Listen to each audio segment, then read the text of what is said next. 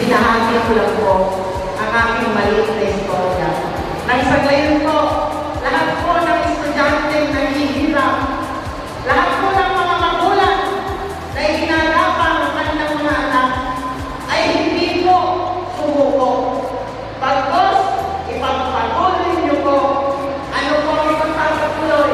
Ang inyong pong pangarap, ang pangarap po ng inyong mga anak. Dahil ang pangarap ang simula ng bawat kabuhayan.